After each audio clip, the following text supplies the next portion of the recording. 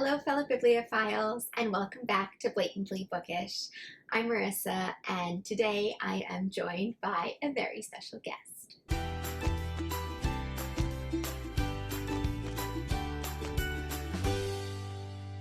That's right, my husband, Andy, is back with me today, having read his second Jane Austen novel, Sense and Sensibility. So last year he read Pride and Prejudice, which was his very first Jane Austen novel, and we did a whole video on that. It was a ton of fun, and I thought I would bring him back for Sense and Sensibility. So what did you think of it? I loved it. And I want to be really clear about the fact that I loved it because I have a lot of stuff to say when we get into the nitty-gritty or like thoughts about particular themes or things in the book that might read as really negative, actually. So I think it's really important that I be as clear as possible from the jump that I really loved it, and I'm really happy that I read it.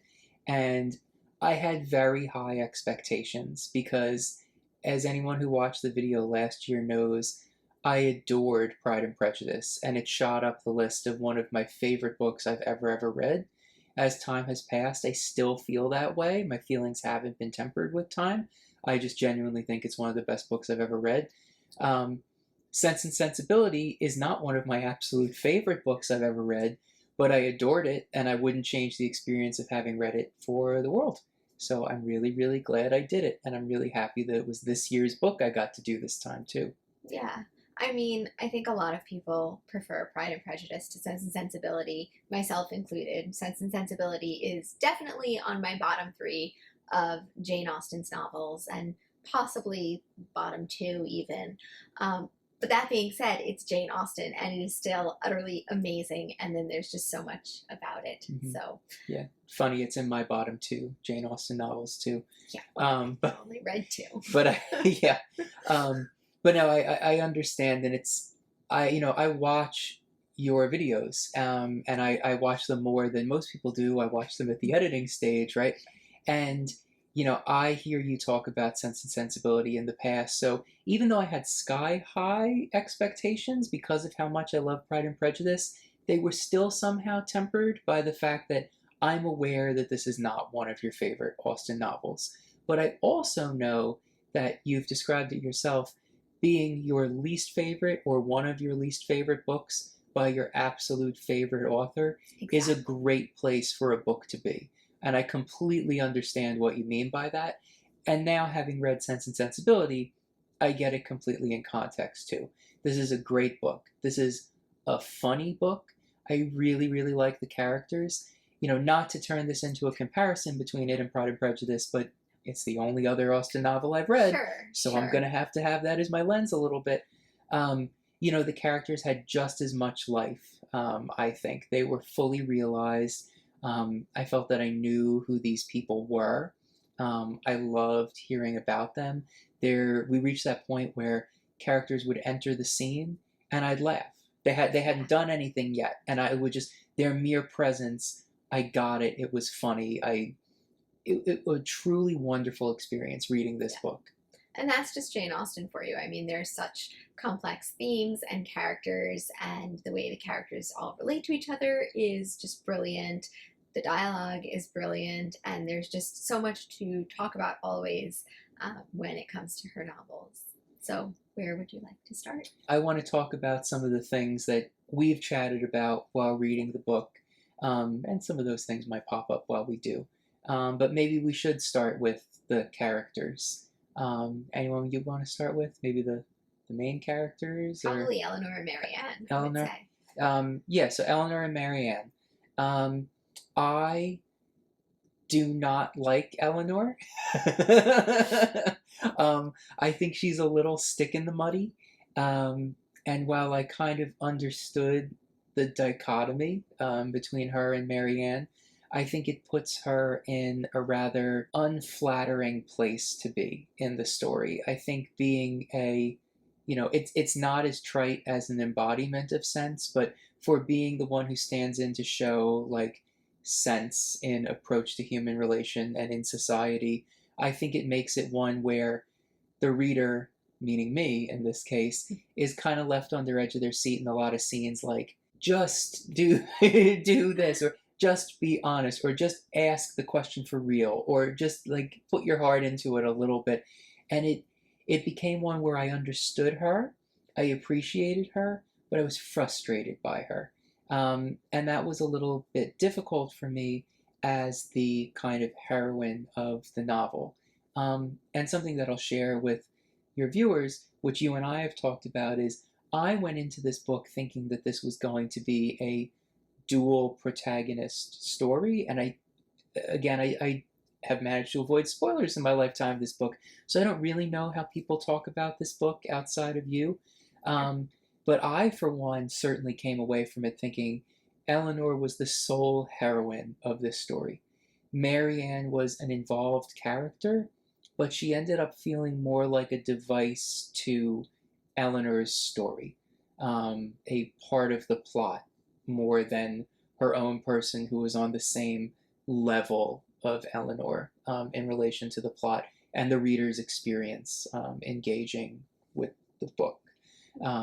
That's both a, you know, page count kind of thing, as well as just a who is central to the story. Because while she has her own trials and tribulations to go through, I did feel like it was how Marianne's experience impacted Eleanor that was the focus, as opposed to Marianne as her own ends. Yeah, I mean, we do see far less from Marianne's point of view than I remembered, even, this reread.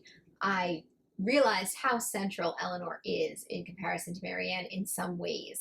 Her perspective is more central, whereas Marianne is what drives the plot forward. So in some ways, they are dual protagonists, just, plot and perspective. But in other ways, yes, you do get far more insight from Eleanor than you do from Marianne. Mm-hmm. And that does affect your take on the novel, especially if you don't like Eleanor very much. Yeah, there is that. But I felt very much like, when I had read Pride and Prejudice, Jane is a central figure to Lizzie's life, and yes. Has her own romantic story that's Right. central to the plot, even if it's not the core of the plot. And I actually came away from it feeling very similar about Marianne, which was she was her own character, she was central to the plot, she had her own quote unquote romance story to go through, but Eleanor was the focus, Eleanor was the lens, and that doesn't need to be a problem. It was just a mismatch of expectations going into it thinking that there would be two. The bigger issue is that I didn't really like Eleanor. That's more the problem. I think that's more Yeah. the issue for you than Yeah. actually not seeing so much from Marianne's perspective. Yeah. And I think the way the book does that is actually really brilliant and really interesting as a lens into the narrative. But yeah, I think in terms of the characters in Sense and Sensibility, they both benefit from and are slightly hindered by adhering to these representations of sense and sensibility. Mm-hmm. I think in some ways they become a little more caricatured than Austen's other heroes and heroines because of that. But at the same time, because she's such a brilliant writer, they are still really nuanced and they are still characters in their own right. They do still feel very real, despite trying to represent these more abstract themes. Mm-hmm. And I think part of the reason that they continue to feel so real, even if there's like a risk of caricaturization of these characters, is that I expected. All right, we're going to go off the rails for a second here. So our son has a picture book, The Little Miss Austen, Yes. Sense and Sensibility, Yes. which is a book that teaches opposites. Not knowing anything about Sense and Sensibility outside of very broad strokes, that book, as silly as it is, reading it to him, primed me to expect this to be a story of contrast and opposites. And I think that would telling that it is the toddler version of the story, but I think that that would be a really inelegant way of describing what is an elegant theme, which is one of balance, and that's not one of as simple as you need a little bit of spice of the other in order. No, it really feels like in this book people kind of complete each other, and the things they value in others they can incorporate into themselves. So even if, in a way Eleanor can be a caricature of Sense, she is fully realized in her relationships with her other character the other characters, and at her best moments in the book finds balance in her behavior, in her, finally seizing to her own desires, making her own needs met, and Marianne likewise. Particularly at the end of the book, when Marianne kind of steps out of herself a little bit, and it's that balance that Marianne finds that kind of allows Eleanor to find it in herself. Is how I Yeah. felt in that moment. And I mean, Eleanor isn't entirely guided by sense. There are some times when perhaps outwardly she is not overly sensible, but we do see sensibility within her thoughts. I actually would like to turn from talking about the, protagonists, the heroines, if we can, for a second, just because that sense of balance is all over the book, right? Yeah. It might be fun to talk about Edward and Colonel Brandon a little bit, maybe, and talking about them as we've chatted before this video a bit, in their relationship with the heroines. The thing I want to say that because I was chatting to you as I was reading it, is that as I was going through the book, I didn't really know who ended up with whom. And I had clocked Colonel Brandon for Eleanor and Edward for Marianne at various points in the book. And I think a lot of people feel very strongly about Colonel Brandon and Eleanor being a good match for each other as they read. I'm not so sure about the other pairing. Yeah. I mean, I'll go very lightly into Eleanor and Colonel Brandon, knowing that that's something that others kind of read into. Yeah. They reach this level of heartfelt with each other, where Colonel Brandon tells her a bit about his past before he reaches that level of sharing things like that with Marianne. And it does many things. One, it builds a level of intimacy between them. And two, it shows the balance that I'm speaking of that made me think he was a good almost counterweight, even if he has that strong sense of sense, which is to say that, his whole story is one not purely of sense. It's one driven by emotion and how he landed where he was. And it didn't make me think, oh wow, look at the undercurrent of sensibility in him that Marianne would actually love. It made me think, oh wow, look at this fully realized man with good sense who would be a great match for Eleanor, that could pull the same life out of her that Marianne can, while being that more like grounded in sense figure that would make a nice pairing with her. Apparently, I'm far from the first person to say anything about this book. This book is old and beloved.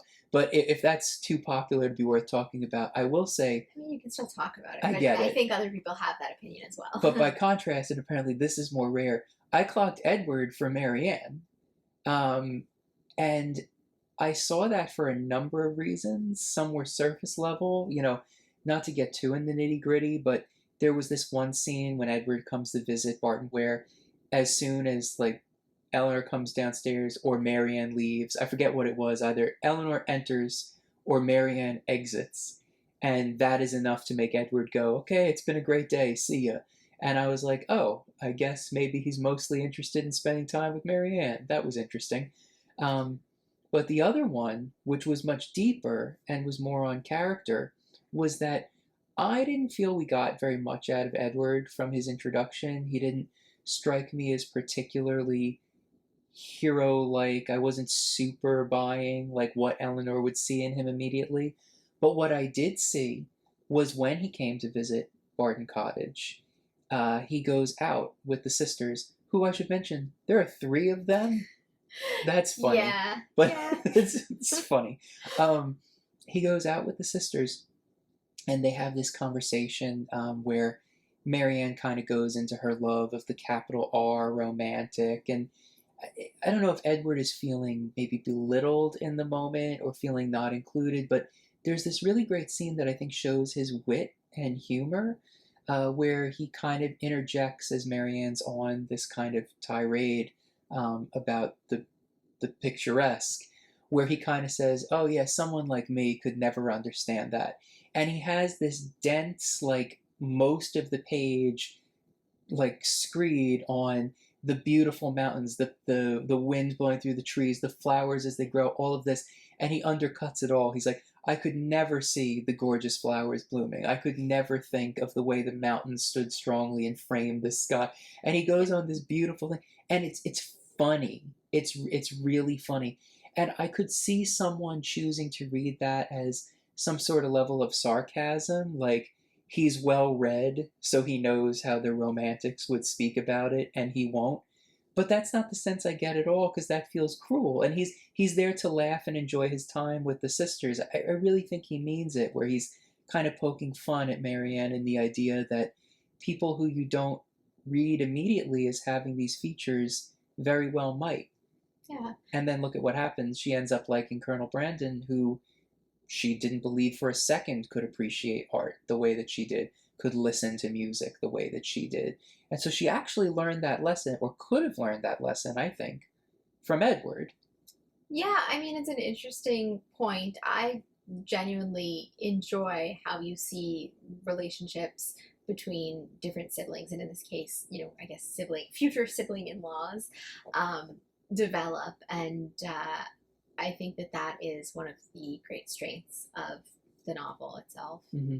Mm-hmm. And I think while I kind of talk about it as confusion or a mismatch on my first impression, I think the most charitable way to read it, and the way that I would choose to look at it in hindsight, is that it's saying more about, in that balance and that completion, if we see Eleanor and Marianne are able to complete each other in a sense, you would expect that there would be elements of what completes them in that sibling relationship in their spouse eventually. So I think that underlying sense, that underlying sensibility, and the opposite of who ends up with who, kind of acts in that same way. It's not as simple as like attracts like, and it's not as simple as opposites attract. It's that balance in everything. And so they find it in their partners the same way they find it in their sibling who they are so close to. That's how I choose to read that. I like that reading quite a bit. And then where does Willoughby fit in with all of this? That's a really good segue that I was looking for a way to go to next. Yeah. I mean, it almost feels to me like, carrying on with that thought, because it's an important one I have while reading it, Willoughby does make me think strongly in the sense of like shouldn't attract like. Because he really does have that full, like capital R romantic like sense, that non-adherence to societal norms, that throwing everything to the wind. I mean, I think it was like 2 pages into meeting him, I turned to you and I put down, I said, there's this guy and he's giving me rake vibes. And I love that. I loved how you said that. He's too, no, there's not, it's not adding up. Yeah. I think it's more complicated though than what you said, because he's not just a capital R romantic. I mean, a capital R romantic does not have his plot trajectory. No. He's got the wrong balance. He doesn't find that completion in himself by exploring something outside what might be innate or his first pass or first impression of things. And instead he chooses to see, uh-oh, got to do something else. And I think that's the disconnect in his kind of his humors, right? How he ends up where he ends up. Incorporate sense into who he is, but he just tries to embody sense, even though it's incongruous with what he's been doing in the past. Is that kind of what you mean? He embodies sensibility with zero sense. He panics and flees from it and tries to embody sense with zero sensibility. It's a weird situation. I feel very conflicted about the Willoughby character. He is the rake. He is immoral. He's got a incredibly dark past. He truly hurt Marianne.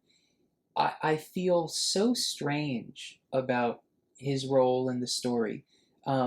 Spoilers for an over 100-year-old book. When he comes back at the end to see Marianne, Yeah. or to try to see Marianne when he finds out that she's sick.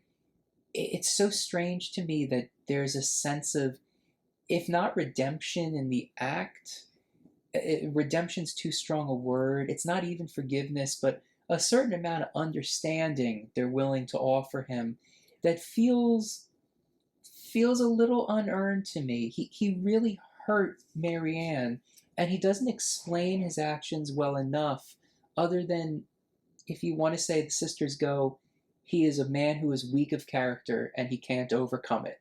We will forgive him for that. That's kind of the best I Yeah. can come to describe it. Yeah. I mean, that chapter is a really interesting chapter, and I think that when it comes down to it, he is an extremely selfish person. I mean, to come back to see her after hurting her the way he did, I mean, what would have happened if Eleanor let him in? Like, it would not have been good for Marianne. He only wanted to do it for himself, to make himself feel better, and to sort of earn some sort of redemption arc. But that's not really how you go about it, and I guess it does redeem himself in Eleanor's eyes and in a sense in Marianne's, but coming back like that would only serve to potentially hurt Marianne further, I think. And in the same way where characters who have an amicable relationship mirror each other or inform each other, this book is littered with foils as well. And Yes. and I think the easiest way for me to kind of start to make sense of that scene is, I've done a lot of thinking about Colonel Brandon in that moment. And my thoughts about Eleanor ending up with Colonel Brandon extended all the way up until the point where Eleanor married Edward. And part of that is because of that scene with Marianne's illness. Colonel Brandon leaves to get their mother. And I read it less as an act of service for Marianne than an act of service for Eleanor. And I felt so conflicted about what that meant as I was reading it, because it's an act of service for Eleanor, which to me reads as something romantic for Eleanor. However, what matters most to Marianne at the end of the day? Her relationship with her sister. And I think in that moment where he is not a doctor and cannot soothe her, what is the best thing that Colonel Brandon can do for Marianne? And I think that's an act of service for someone who she cares about. And so the foil there is Willoughby, who is not right for Marianne, comes to her in that moment. And Colonel Brandon, who is right for her, goes away. I think that's, while a very literal, description of what happens in that scene, I think you can see the art in it regardless, even if I'm presenting it inartfully. And I think you can also see the two as foils for each other when you're talking about how each of them act when they perceive that she is going to marry somebody else. Colonel Brandon, when he thinks she's going to marry Willoughby, he sort of allows it to happen. He stands back. He just lets it unfold. Whereas Willoughby, even though he's already married and there is no chance of Marianne marrying him at that point, when he suspects that she's going to marry Colonel Brandon, or just makes mention of, whoever she marries in the future, that'll be a really hard day for him. I don't know. It's in that chapter. There's a quote. He is very bitter about it and very selfish about it. I mean, she deserves happiness and he still can't let her go. Yeah, I agree. And I will say that Colonel Brandon's inability to step in when he thinks Marianne is marrying Willoughby displays the same kind of strange, annoying sense of sense to the reader that Eleanor does. So it shows more of that similarity between the two of them that makes him right for Marianne. Yeah. But I would love to talk about some of the other characters too, if that's possible. Yeah, of course. There's a ton of them, and there's absolutely no way we can talk about all of them in this video, especially not with any actual, robust meaning. As a quick overview, I'll say Mrs. Jennings is that character who I alluded to at the beginning. All they have to do is enter the scene, and I start laughing. Yeah. Um, and I'd like to give just a little bit of time to talk about my feelings with her because they evolved so much compared to other side characters. I feel like the way she's introduced, she's very. She almost seems cold when she's introduced. That she's that busybody who's mostly interested in inserting herself, Yeah. doesn't really care about the emotions of the people she's inserting herself into their lives of. Um, but that turns out, and I'd be interested to see how I feel on a reread if I feel similarly about her at the beginning as I do at the end too, just like knowing her. Well, She makes if a you're like me, you forget about everything, and everything is like the first time you read it sometimes. But but yeah, she makes a harsh first impression, she but can, she does. but Yeah, her busybodiness, I realize, comes from a true place of warmth, and every time her kind of desire to be involved butts up against someone else who has different desires or not the best interests at heart of either Eleanor or Marianne, she proves herself time and time again in the book to have a genuine affection for them that's outside of just interest and like to pass the time. She wants to bring them to town with her as companions. I came to believe that at the beginning it seemed so silly. It was like, oh God, what's the excuse for them going into town with Mrs. Jennings? I guess Marianne really wants a shot at seeing Willoughby that bad. Oh God, on this trip. She's lovely. She's lovely and she really cares about them. Though I do think it was her who had that really funny line that was like, I'll never speak about Willoughby ever again after all that came to light about him. And then she immediately says, and I'm going to tell everyone I know not to speak about him again either. yeah, and I think that just kind of embodies who she is. Yeah. She means well, but Yeah. sometimes she just does things that you're like, nope, that's if you really mean well, that is not how you handle that. That was so fun. That's like the Yeah. line that sticks with me. I just found that to be like so, just so her and hit a point. So I'll never speak about him again. I'm gonna go tell everyone about him right now. Same sentence. Another character, John Middleton. The warmth that I get from that character. I love that dynamic with him and Lady Middleton. Just the kind of everybody gather around. The bigger the party, the more the merrier. We're so glad that you're here. Now you're going to come over every day. You're going to be our best friends. You're going to be here. It's like that puppy dog kind of Yeah. energy that is, and this is the case with all of Jane Austen's characters. It's a real person. It's not a caricature of that person. I get that character. I sometimes am that character, and I just I feel this warmth and this familiarity with him. I feel intense coldness and immediate dislike from Mrs. Dashwood, not their mother, other Mrs. Dashwood, Fanny. Well, Fanny. Fanny. Fanny's a whole different story there. I know, just by contrast, like the coldness but also humor, the way that she constantly, talked John out of any like level of doing anything It's just for a the masterful family. scene, isn't it?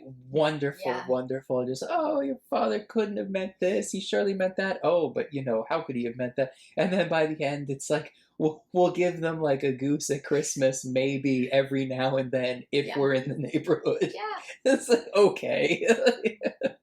But that's the thing. I could go on and on because I feel that way, that I have things to say, a familiarity with, and a reaction to every minor character in this book, which is one of the most masterful things about it. And I find myself in this moment talking about it, reminding myself what I enjoyed most about this story.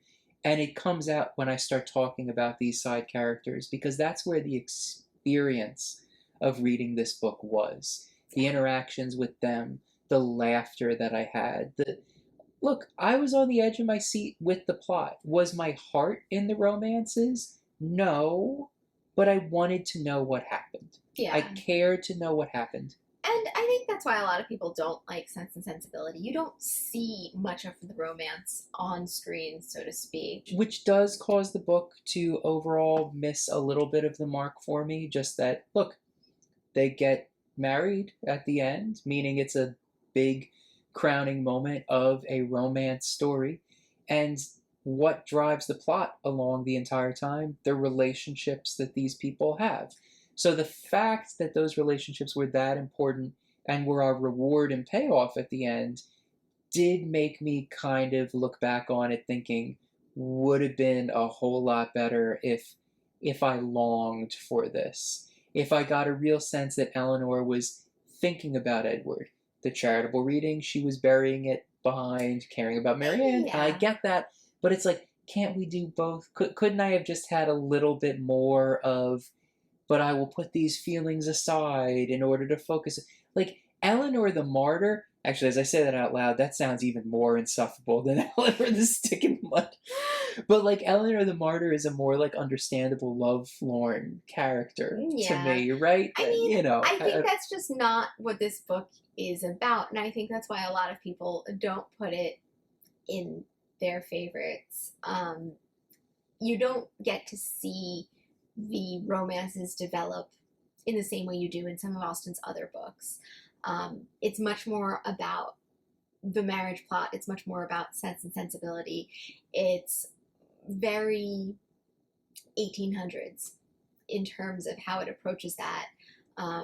This was a time period when people didn't even always marry for love. So the kind of deep relationships and friendships that then blossom later into love, in Colonel Brandon and Marianne's case, that reads differently than it does to a modern day reader. I mean, as a teenager, I was, sorely disappointed with this book. I felt like it wasn't quite as steamy or romantic as some of Austen's other novels, but I don't think that's necessarily a problem unless you're reading it for that, Mm-hmm. Mm-hmm. There's so much more to it. I think that's right. I guess the only thing that, leaves me with a question there is knowing that Jane Austen wrote such a deeply impactful and wonderful love story in Pride and Prejudice, which I read first, it makes me think, well, she's capable of that and that understanding and centering that. And since the romance subplots are the plot, not subplot, it does make me wonder, what did it service the book at all for that to read that way? And again, maybe it reads a little different to the audience of the day, but since Pride and Prejudice reads the way it does today, it just makes me think, well, if that was in her soul when she wrote Pride and Prejudice, what was the reasoning for it not being in her soul here? And I get what you're saying. Sense and Sensibility was written first. Yes, there's that. Yeah. But as I know from your last video. Yeah. Well, yes. But I don't doubt that the couples do love each other. I do want to make that clear because I think they do. I think we just don't get to see it as fully or intensely as we do in some of her other novels. Or between Marianne and Willoughby, which is just so confusing in that we watch kind of this deep falling for thing, granted with this undercurrent of cruelty that, like, doesn't work from page one for me if you catch it. But, like, we really do dive into that and get invested in it. And that's why there's strife and why isn't he writing back and then what's going on and all of this. Yeah. So it's there and she was capable of it, but chose not to do it. Anyway, I'm again doing the thing that I talked about from the beginning. I'm starting to sound way too negative on a book that I did enjoy.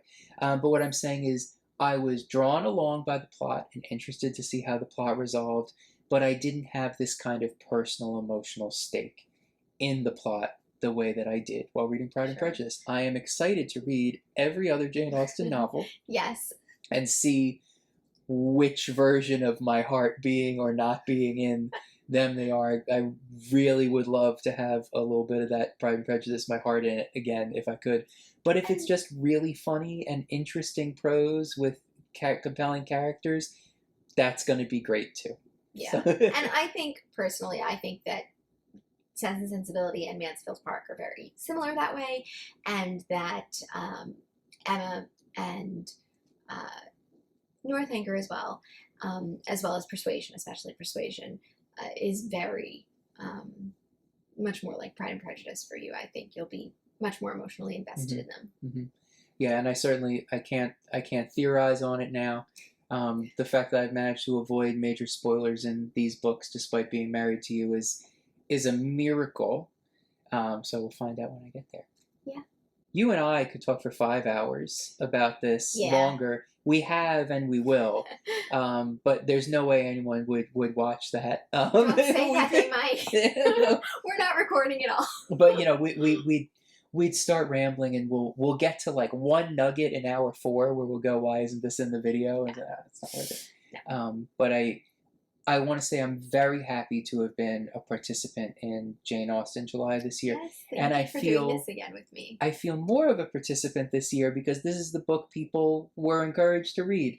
And last year I did my own thing, and that was cool, and that was great because I know you can celebrate Jane Austen July however you want. We like when everyone does their own but thing this too. is Whatever you want to do, as long as you're reading Jane Austen. This was fun. And it's especially fun because I know I'm going to watch some other people's videos this year, which I didn't as much get to do last year, which is very exciting to me. So I can find out just how dumb I sound in comparison to everyone else. But I'm really happy to be here, and I'm glad I could do a video with you again. It's very fun. And James didn't even cry in the middle of it like he did last year because he's sleeping through the night better. Yes. All right. So I guess we'll end it there. Thank you so much again for doing this with me, honey. And I hope you guys enjoyed. And until next time, I look forward to seeing you in another bookish video very soon. Bye.